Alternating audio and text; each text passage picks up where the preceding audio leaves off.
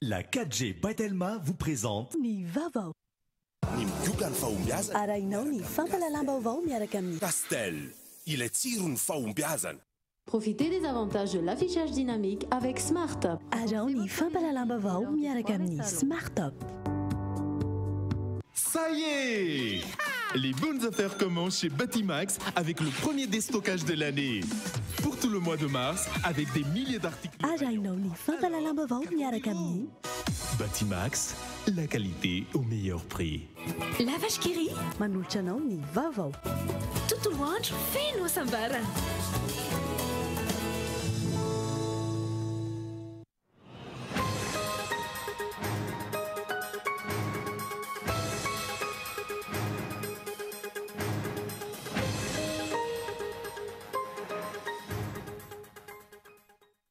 Tsy tanteraka ny fandanin'ireo volavolan-dalàna efen'ny fividianana teny Tsimbazaza io hariva io nandresy ny herin'ny vola. Fitopolo ireo solombavamboaka mpanohana ny fitondrana tsy nanaiky ny andany ireo volavolan-dalàna na sy ny asambomera fanovana. Niverina niditra amponja vojomaika indray Ramatoa Claudine Razay Mamonjy taoriana ny fiakaran'ny raharaha Ambomamasina teny amin'ny fitsarana misana ny ady amin'ny kolikoly ny tolakandro teo. Ito rampitso ny fitsaran'asa raha ny fanazavana voaray. Misy fandraisana amin'ny toetandy ny fiparian'ny valinaretina pesta araky nambaran'ireo mpikaroka.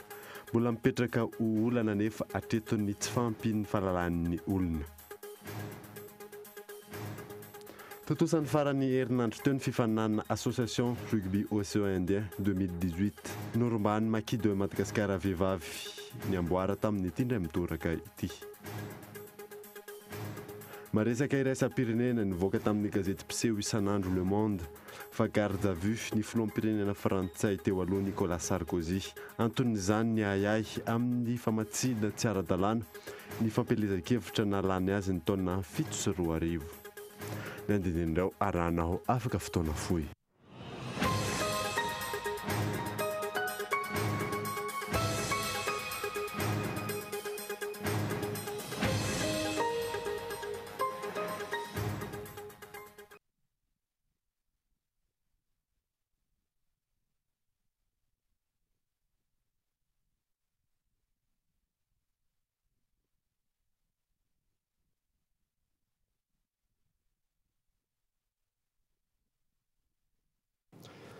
Finaritra toko klasy toboko manasanao ary anaraka ny fampalalan'ny Vonkolo TV hatramin'ny farany mbotsika ny vaovao dia milaza ho tsy nafantatra na inona ny Prime Ministre lehibe ny gouvernement raha nanontanian'ny mpanao gazety momba ny fifampiantsoana sy fanomezana vola ireo solombavamboaka HFM sy ny pomban'ny fitondrana fanindinga eto Andriatsilavo. Nafana ny ady hevitra teny amin'ny anteny miram-pirenena androany nitazona ny heviny hatramin'ny farany ireo parlementaire tsy mankatoa ny fandaniana kamehana sy ny finiavan'ny fitondrana ampandany ny lalàna fehizory feny fifidianana. Lalàna izay teraka korontana eto amin'ny tany sy ny firenena noho izy manome tombon-dany ny antokony ny fitondrana. Efa notanterina teto amin'ny fampalalam-baovao fa andinin-dalàna maromaro ao amin'ny volavolan-dalàna io no manome vahana ny mpitondra iroso amin'ny alabato sy ny fitsabahana amin'ny raharaha-pifidianana. Tsy marina izany hoy ny Prime Ministre lehibe ny gouvernemanta raha nanontaniany ny mpanao gazety ny heviny. Ny 20 isanjato ny lalam-pifidianana tamin'ny taona 2024 ihany hoy izy no nasiana fanitsiana. Eto mety ho gaga ianareo ny tenenako zavatra anankiray. 20 isanjatony io loi organique sur les élections générales, régime général des élections de référendum io dia nitsongaina tamin'ny code électoral in 2012 zay le mampomena azy nareo zany azo verifiena zany ny 20 isanjato fotsiny no nasiana fanitsiana. Ary gaga androany mahita hoe fa hatramin'iny code zay nandriandrianina tamin'ny 2012 zany dia nitenena fa tsy mety indray zao. Manoloana ny feo mandeha atrinomaly momba ny fiantsona ireo solombavambahoaka teny Mazorivo sy ny fanambazana vola azy ireo nilaza ho tsy nahafantatra izany ny Prime Ministre. Tsy mahafantatra an'izany za manko ny tiako tenenina zay le tiako tenenina hoe aoka tsy hifanosopotaka atsika eny. Zay le tiako tenenina. Zay fifanosorapotaka zay foana no manimba an'ity lafa-panjakana ity.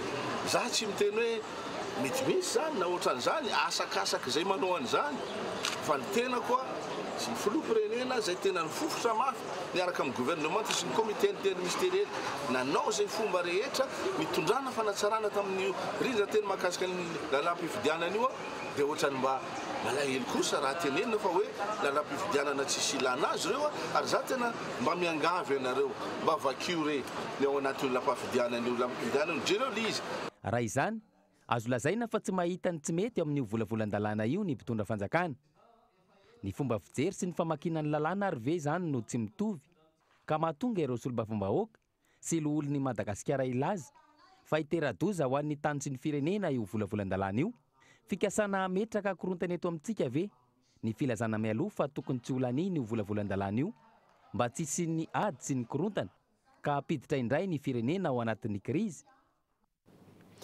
Iverenantsika any mahakasika an'izay volavolan-dalàna izay fa nanoizantsika ny vaovao dia niverina niditra amponja vojomaika indray ramatoa Claudine Razaimamonjy taoriana ny fiakaran'ny raha Ambomamasina teny amin'ny fitsarana misana ny ady amin'ny kolikoly ny tilakandro teo itora pitso ny fitsarana azy raha ny fanazavana voray fezora faly. Taoriny ny fahazona fanampim-baovao niakatra teny anivon'ny fitsarana misana ny ady amin'ny kolikoly na ny chaîne pénale anti-corruption ny tolakandro teo ny raha fanodikodiana volam-panjakana tamin'ny tsenam-barim-panjakana tao amin'ny commune Ambohimamasina. Niverina niditra ponja vojomaika indray araka izany ramatoa Claudine Razaimamonjy taorian'izay. Mitoy ny fanadihadiana mikasika ny raha mahavoasaringotra azy voalaza tany aloha. Misy ihany koa nefa ireo raha hafa taty aoriana raha ny fanazavana teo anivon'ny Bianco izay misy akarana fitsarana raha mpitso maraina. Nenina raha ne mbola famoatra nenina satria misy dossier hafa koa taty aoriana. Raha pitso mety misy bebe kokoa satria mbola misy déferment anankiray indray raha pitso. Dossier vaovao fa le androany mbola le dossier Ambomamasina ihany aloha mbola misy complément zany dinina alefa androany. Nahazo mandat de dépôt vaovao indray zany dia mbola any amponja izy fa tsy mbola ohatran'ilay tena resaka hoe tsy mankino eny tsena indray moa nanaovan'ny pénitencier azy amin'izay hoe any Manjakandriana sa eny Tanora tsy fantatra dia nasilazy satria iny tsy anjarany hoe tsy minino vaovao izy zany tapitra ny mandat izay zany fa mbola misy vaovao hafa indray dia mandat de dépôt vaovao indray ny azy. Tokony ho tamin'ny 3 ora tolakandro raha nifantatra no vita ny fitsarana tao amin'ny chaîne pénale tamin'ny fotoana nandalovan'ny mpanao gazety teny an-toerana. Famezivezena olona sy fiara samihafa no hita. Nahitana fiara nitondra mpitandro filaminana, mpandrarahany fonja vehivavy ihany koa tao anatin'ny iray tamin'ireo fiara, saingy tsy nahitana ny ramatoa Claudine Razaimamonjy. Fanontaniana tsy mbola nahazombaly ny hatretony hoe any amponja marina ve ny tenany, na ihany koa ireo tompon'andraikitra voasaringotra sy nampidirina amponja tamin'ireo raharaha fanodikodiana mbola mpanjakana teto amin'ny firenena. Andrasana hatreto ny fivoaran'ity raharaha ity sy izay tranga eny anivon'ny fitsarana misana ny ady amin'ny kolikoly rahampitso.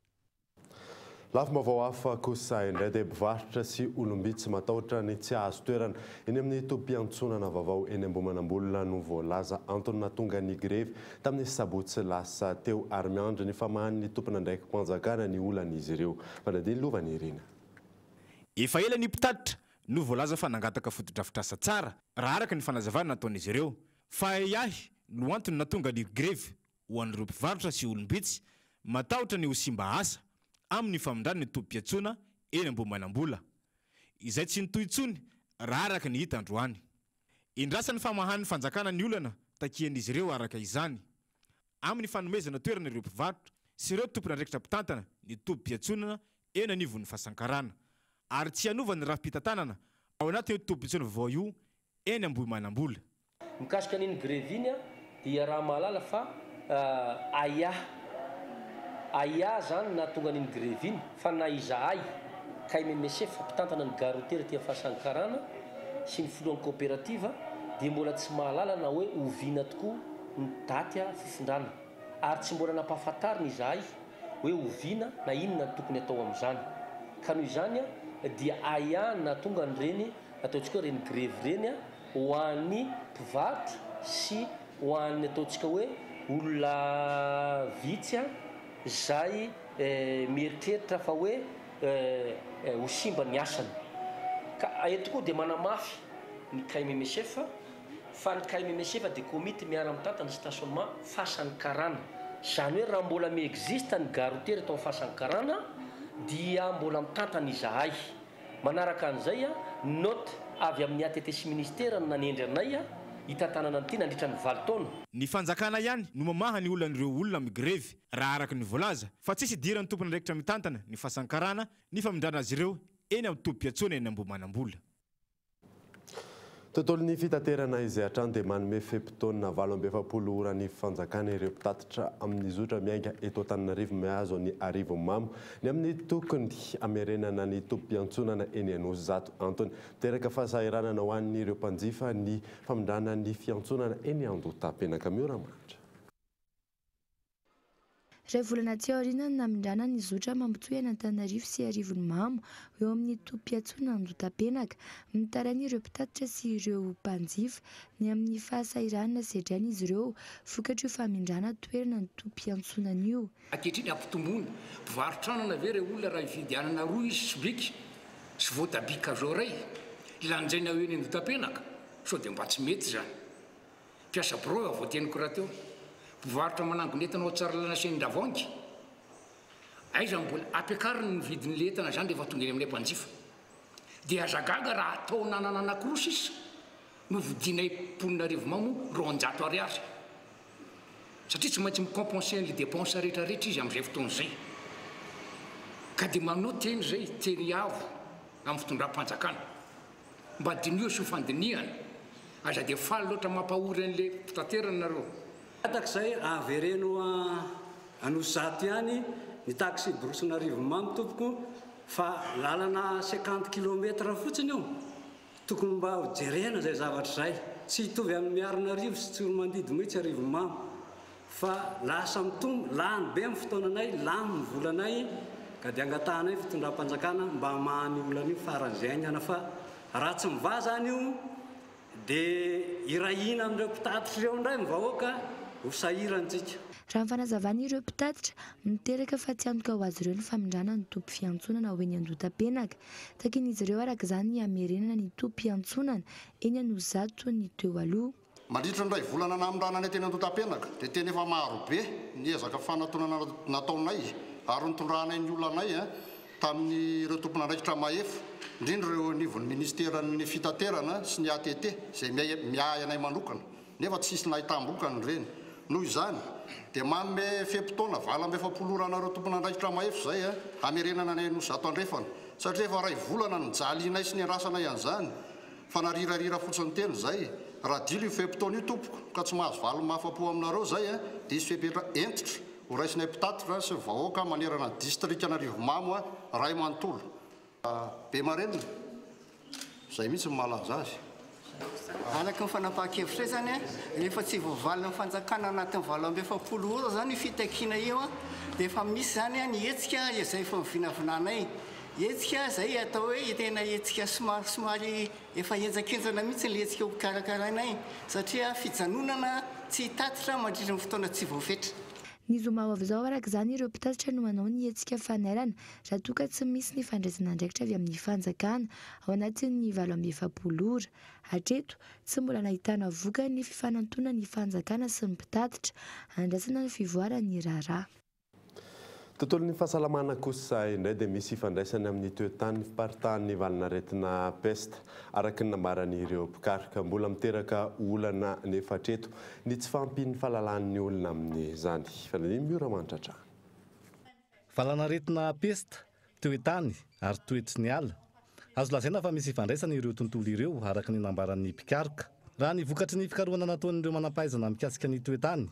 Mety misy ifandraisany amin'ny fianakin'ny valanaretina pesta ny fahasimban'ny ala eto Madagasikara.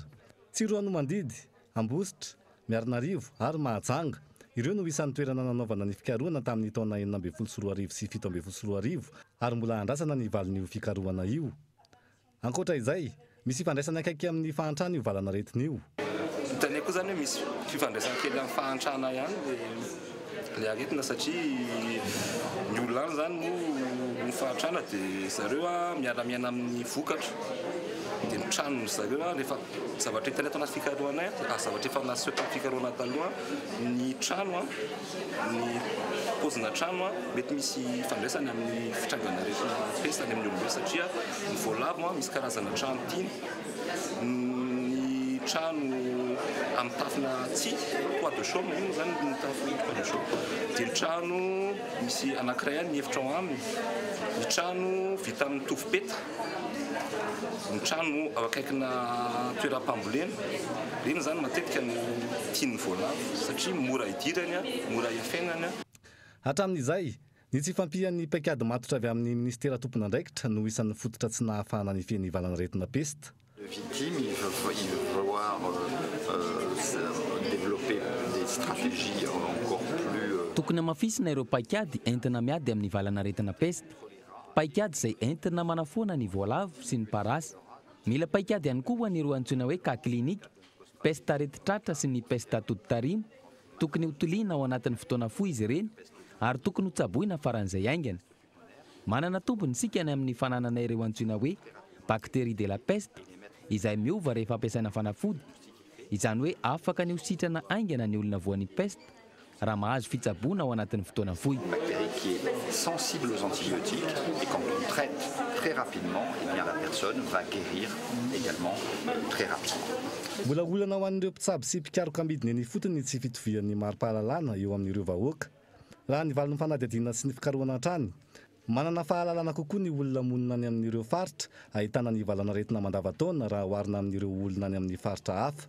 Mora tsaboina kokoa araka izany ireo olona any amin'ireo faritra ireo. Tontolon'ny kolontsaina kosa indray dia efa merenana tsikelikely ny fankafizana ny teatra no antony goavana mbola ifikiran'ireo mpisehatra amin'izany amin'izao fotoana izao manoloana izany dia maro ny etsika atao mandritra n'ity volana martsa ity. Mikael Armarola. Varina amin'ny fivoaran'ny teknôlôjia ny tanora ankehitriny. Vokany tsy mahaliana azy ireo intsony ny tontolon'ny teatra hoy ireo tompon'andraikitra misahana ny teatra. Tsy mijanona amin'ny tontolo iray izany fahaverezan'ny kolontsaina izany fa mivelatra amin'ny endriny maro. Tsy ny tontolon'ny teatra ihany no eto Madagasikara no tsy dia fantatra loatra fa raha ohatra ianao ka amin'ny resaka hoe hosodoko, raha ohatra ianao ka amin'ny resaka hoe sculpture, exposition etc etc dia ataontsika hoe very ao anatin'ny kolontsain'ny olona. Asa ataontsika hoe miazakazaka ny fiainana, ataontsika hoe mijery internet loatra dia mijery film Walt Disney loatra dia Maritra fotoana maro na volana maro ihany koa ny fanomanana ny teatra iray indrindra eo amin'ny famerenana izay hanatsarana azy hatrany. Hoy ireo tropy misehatra amin'ny teatra ankehitriny. Mila fifantohana sy fahaizana mitadidy ihany koa ny fanaovana izany ka isan'ny mahasarotra ny fanomanana. Ny fanomanana azy sy ny famerenana azy apetraka hoe amam-bolana zany. Ny anankiray raha ohatra ka ny efatra isan-kerinandro ianao no miasa amin'ilay izy dia ametsika hoe raina roa volana. Dia avy eo amin'izay ianao rehefa mamerina mila manavao, mamerina tadidy, mety mahita tapaka hoe zao indray nitondratsika azy dia indray ianao maka. Manoloana izany dia maro ny hetsika izay momba ny teatra manokana mandritra ity volana martsa ity izay tafiditra ao anatin'ny iray volan'ny teatra. Tandray ranaraka dokavarotra isika mialoha ny jerentsika ny zava-nitranga teny Tsimbazaza io ariva io. Eo ihany koa ny nandromba ny Maquis de Madagascar sokajy vehivavy ny fifaninanana n'association rugby océan Indien 2018 rehefa avy eo ary.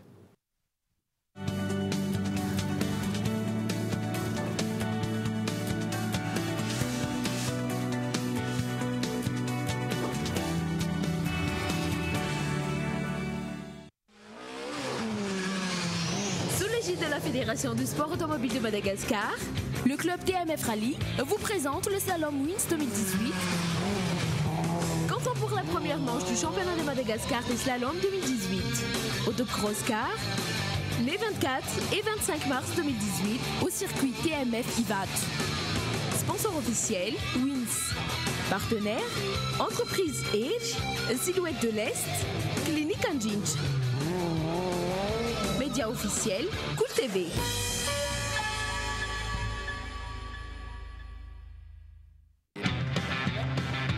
Oui, appel vers tous les opérateurs.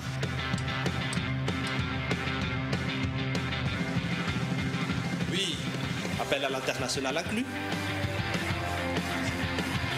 Oui, mes SMS, je ne les compte plus.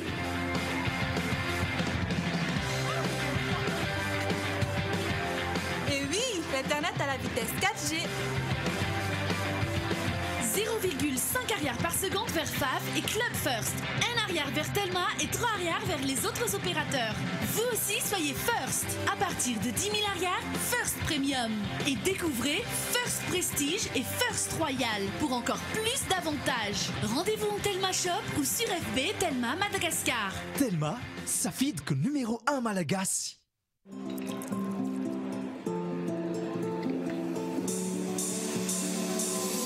Mahomby eo amin'ny fiainana dia ireo izay tia milavolefina manoloana ny ady.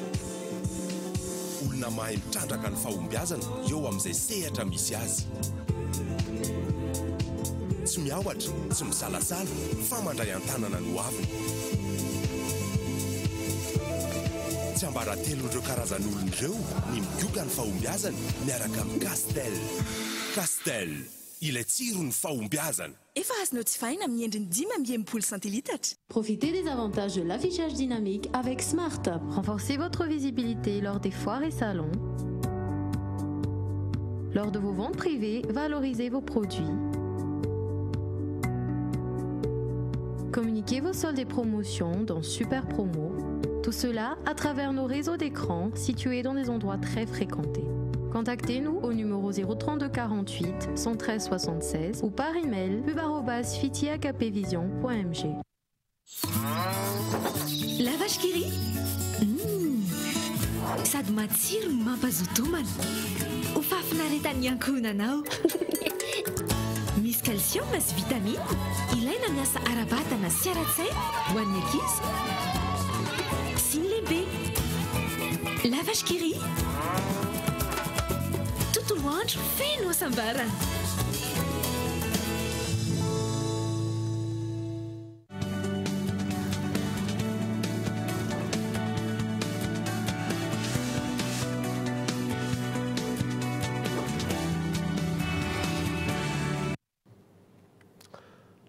Verneto amin'ny fampalalam-baovao isika alohan'ny jerentsika ny zavanitranga teny Tsimbazaza io arivo io dia amin'ny lafiny sosialy iray amin'ireo fomba fitsaboana manomboka mivelatra eto Afrika ny maso kinésithérapie. Raha eto Madagasikara manokana ambolona sehatra malalaka ny resaka fanorana. Michela Narjona. Fanorana ara-medikaly na fanatsorana ny ozatra mivokana na ireo tapaka fitsaboana ireo aretina samihafa amin'ny alalan'ny otra maso-kinésithérapie amin'ny fiteny vahiny. Raha ny fanadihadiana natao ny taona 770 no nanomboka ny paritaka izany ary ny tany Eropa no tena nampiasa azy. Amin'izao vanim-potoana izao kosa manomboka mivelatra eto amin'ny kantinata afrikanina izany. Ny olona tsaboana amin'ilay maso-kinésithérapie dia maro. Ohatra hoe ny olona malemy ka te hitsangana, ny olona tapaka lalandra ka te hositrana, ny olona mivilana ny vavany, ny zaza be reoka, ny olon-dehibe feno reoka reny mpifokasikara be reny ka mikoaka feno reoka ny tratrany dia tsaboana, ny olona marary kibo, ny olona marary be da be zany ny fitsaboana araky ny maso-kinésithérapie. Zany hoe le izy zany otra ara-medikaly na fanamboarana fitohizana ara-medikaly. Amin'ny ankapobeny saika ireo aretina rehetra no azo sitrana amin'ny alalan'ny otra saingy tokony ireo efa niofana amin'izany ihany no tokony hanao izany. Nanamafy izany androany ny ho lavitry ny mpitsabo. Fanampin'ny fitsaboana ihany ny otra ara-medikaly raha ny fanazavana saingy tsy mahasolo ny fanafody. Mahasolo kosa angamba ny fitsaboana voalohany fa mifameno tena marina. Misy ny masazy kosa nefa eny ivelany eny izay efa mahazatra ny olona satria manampy anazy kosa hiady amin'ny fahataitairana na stress no fiantsoantsika anazy manampy anazy no ampitony saina zany ny tena marina.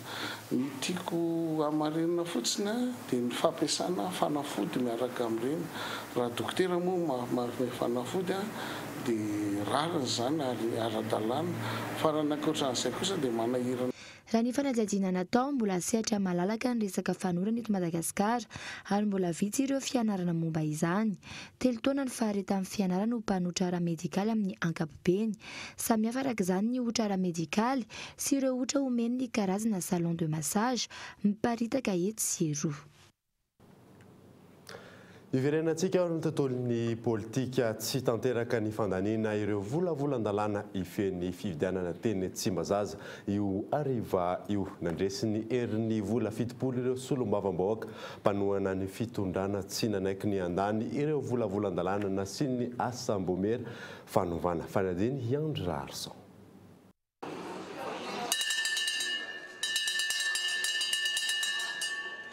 Raha tokony tamin'ny folora maraina no nanomboka ny fandaniana ireo volavolan-dalàna ifehin'ny fifidianana misy aroa dia tamin'iray ora latsaka faha-efany tolakandro zany vao natomboka. Ny tsy fahatongavan'ireo solombavambahoaka mpanohana ny fitondrana SVM tao anaty efitrano fivoriana no antony fahatarana. Nandeha ny feo teny Tsimbazaza io maraina io fa vao anitra any amin'ny lampany izy ireo naka vola. Profon'izany ny tsy nahatongavan'izy ireo teny Tsimbazaza raha tsy tamin'ny 12 ora mahery.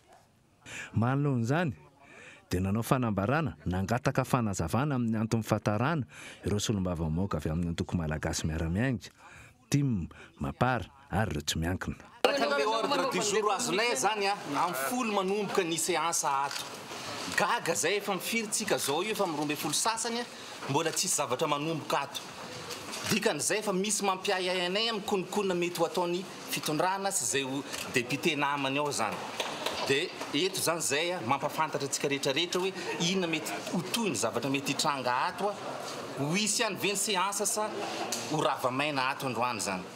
Natomboka amin'ny fivoriana tamin'iray ora latsaka fefany tao ireo ny tatitry ny asam-boamiera dia nangataka avy hatrany ny any amorana sy ny ampietona ny fandaniana ireo tolalàna ireto ny solombavambahoaka mpanohana amin'ny fitondrana satria tsy neken'izy ireo ny andaniana ireto volavolan-dalàna nasian'ny asam-boamiera fanovana ireto.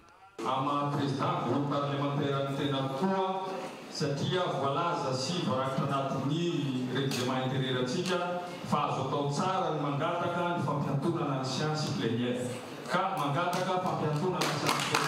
Tsy nanaiky izany ny solombavambahoaka nanao fanitsindro volavolan-dalàna ireo.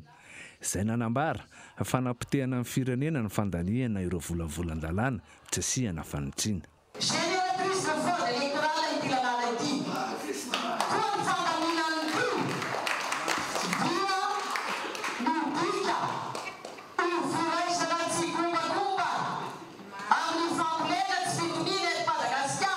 Nahato tamin'ny 3 ora sasany ny fifandresen-dahatra teo amin'ireo solombavambahoaka ka tamin'ny 5 ora sasany tolakandro indray vao nitohy. Tamin'ny fanohizana amin'ny fivoriana no mbola nizirizirian'ireto solombavambahoaka mpanohana amin'ny fitondrana ireto fa tsy maintsy ahemotra amin'ny fandaniana ireto volavolan-dalàna nasy-panitsihana ireto ka nangataka tsagan-tanana izy ireo. Dia teraka savorivory ny fanisana ka voatery natokana tato amin'ny ilany ankavanan'ny trano fivoriana ireo solombavambahoaka mpanohana amin'ny fitondrana izay niziriziry ny tsy andaniana ireo volavolan-dalàna nasy-panitsihana tany amin'ny asam-boamiera. Taty amin'ny ilany ankavia kosa ireo mangataka ny anajana ny lahadinika dia amin'ny fandaniana ireo volavolan-dalàna nasiana asam-boamiera fanitsihana. Rehefa natao ny fanisana dia 70 ireo solombavambahoaka mpanohana amin'ny fitondrana ary 20 ireo naniry ny andaniana ireo volavolan-dalàna nasiam-panitsihana. Ireo solombavambahoaka miisa 2 nitarika amin'ny fivoniana niaraka tamin'ny filohan'ny antenimieram-pirenena no nanatin'ireo solombavambahoaka namany mpanohana amin'ny fitondrana nahatonga azy ireo ho 70 ny isany. Naneho hevitra avy hatrany tao aorian'ity fampiatoana ity ireo solombavambahoaka naniry ny anaovana ny fandaniana ny volavolan-dalàna. Zava-dehibe amin'ny androany aloha na ho faly izy zareo na tsy ho faly tsy manana majorité absolue tsony izy. Ny différence permanence ny boaty eo dikan'izay zany a fieritseretanazy a nefa ny zareo nampiasa vola 50 millions de francs 10 millions d'ariary par tête ny anay a fitiava-tanindrazana fotsiny a fandresen-dahatra no nampiasaina tao nandresen-dahatra ny namana kan'izay zany manova zavatra be deaibe manova daonina maro iny fisehon-davatra n'androany iny tsy tokony mifaly amin'iny zareo fa tokony saitsaina tsara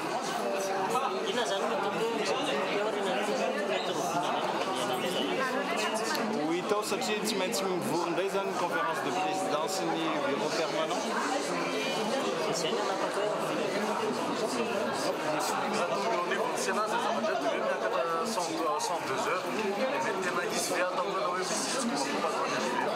Tsazoko sara le fandiny 100 heures raha ohatra hoe tena tsy landy loatra 100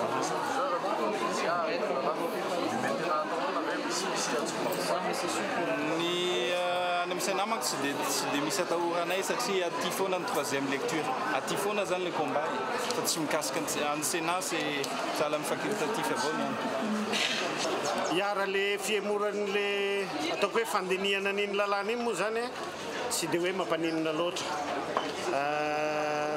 ataoko hoe tsy hanova zavatra betsaka iny na dia hoe ho atao any amin'ny fotoana manaraka ara fa ny zavatra mampalahelo ety anivony teny meram-pirenena dia ny atsasa manila ny solombavambahoaka dia voavidy vola daholo zay zany ny olana ataoko hoe manjaka ny kolokolo ety anivony teny meram-pirenena ary ataoko hoe tsy azo andeferan'izay ary diangaviana ihany koa ny bianco manoloana an'izay toe-zavatra zay mba tena hijery akaiky satria raha ohatra zao foana ny andaminana ny raharaha-pirenena dia tsy ho lasa lavitra ty firenentsika ty manjaka dia manjaka ny kolikoly ary tsy mijery ny tombotsoa ambonin'ny firenena ntsony ny solombavambahoaka fa mijery an'izay ataoko hoe tombotsoa manokana nohon'izay tsy fijerena na ataotsika hoe nandinika fotsiny raha n'ireo volavolan-dalàna reo dia nisy ny akabeazan'ny solombavambahoaka ny tsy namaky akory an'ireo volavolan-dalàna reo dikan'izay dia betsaka ny solombavambahoaka tsy tompona andraikitra ary tsy mijery an'izay fahorim-bahoaka na ny ataontsika hoe fitoniana aorian'izay mety ho fifidianana isy eto anivon'ny tany sy ny firenena ia ny zava-misy fantatsika fa isan'ny toetra mamoetra agnatin'ity assemblée ty ty resaka vola ty io zany voapirofo androany hitasika tamin'ny résultat teo raha niavaka taty amin'ny côté droite ny député zay nakasitraka ny amandroa tatsikila kosa ro député zay ambara fa pro-fanjakana zany raha izy resika zany zava-misy izay resaka kolokolo zay ny tena mbanovanty azo tenena fa misy tokoa izany resaka famadina ny safidy ny assemblée amin'izay zava-misy ny zava-nisy ny tazo amin'ny anteniera dia raha no izy tokony amin'ny folo zany nanomboka ny séance plénière dia tsy nanomboka zany raha tsy tamin'ny 12 miditra mivoaka ny solombavambahoaka miditra ny ministra zay zany ahitana taratra ny fisian'ny kajikajy sy fandresen-dahatra amin'ny fomba rehetra tany ivelany rehefa nanomboka ny plénière dia ny zava-nisy dia ny fangatahana ny fanemorana zany hoe ahemitra amin'ny andro hafa ny fandaniana ny lalàna nefa ny tsapatsika session extraordinaire zany hoe zavatra maika tsy ara-potoana no ny antsonanay solombavambahoaka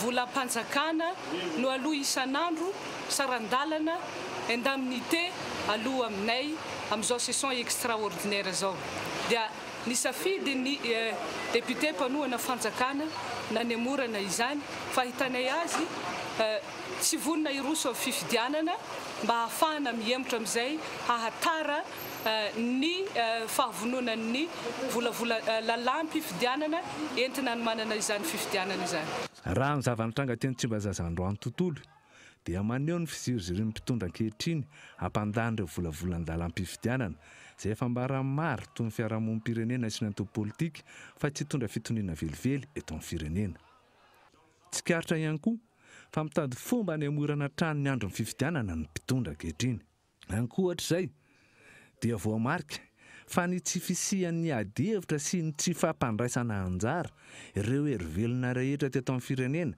tamin'ny famolavolana ireto volavolan-dalàna ifemin'ny fifidianana ireto no niteraka izao tsy fitovian-kevitra izao ka niteraka izao fanemorana izao. Mbola voaporofy ihany koa hatreto araky ny nambaran'ireo solombavambahoaka sasantsasany fa mbola mampiasa vola hividiananareo solombavambahoaka sasany ny fitondrana amin'ny fanapa-kevitra lehibe toy izao izay ankina no avy ny firenena. Eo ihany koa ny tsy fahazakan'ny mpitondra ankehitriny adi-hevitra demokratika ka ahitana marina ny etaetany tsy mitovy firehana aminy. Arahana akaiky moa mahakasika ny volavolan-dalàna mifeny fifidianana eny. Ianoizatsika ny vaovao dia totosa ny farany herinandro teo ny fifaninanana Association Rugby Océan Indien 2018 niromany Maquis de Madagascar vehivavy ny amboary. Fanedina Henri Florian.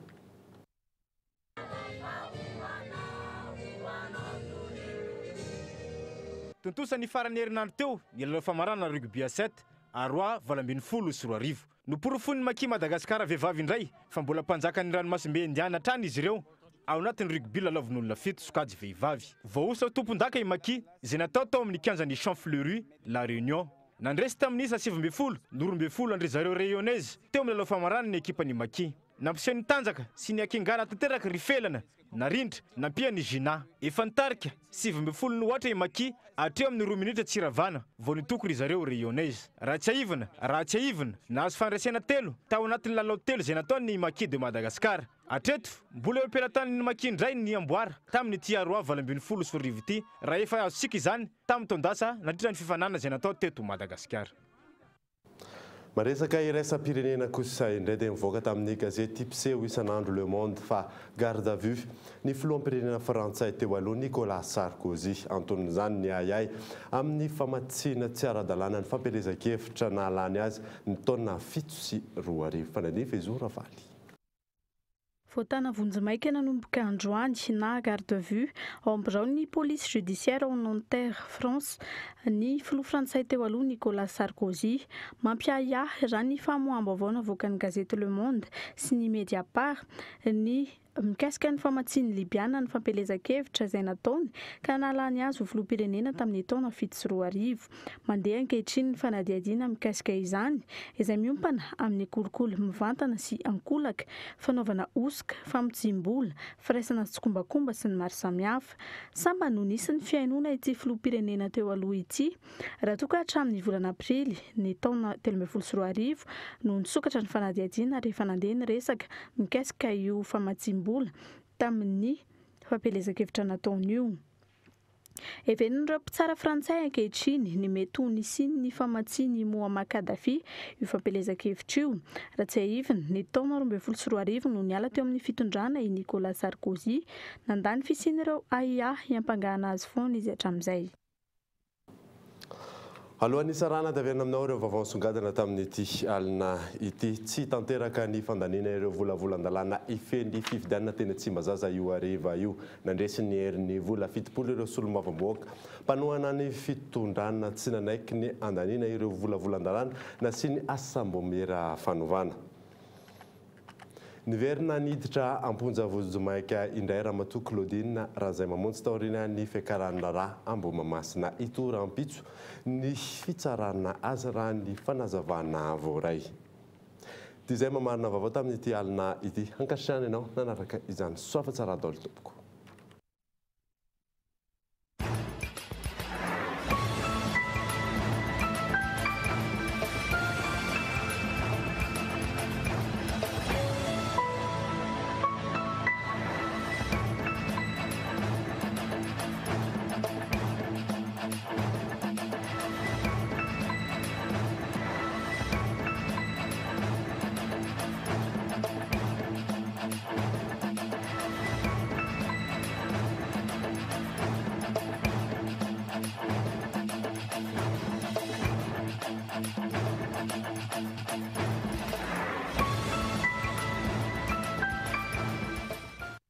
La vache qui rit nanolotra anao teo ny vaovao. Tontolo andro feno hasambarana. Ça y est! Les bonnes affaires commencent chez Batimax avec le premier déstockage de l'année. Pour tout le mois de mars, avec des milliers Batimax, la qualité au meilleur prix. Pastel, il est tirun faumbiazan. Profitez des avantages de l'affichage dynamique avec Smart.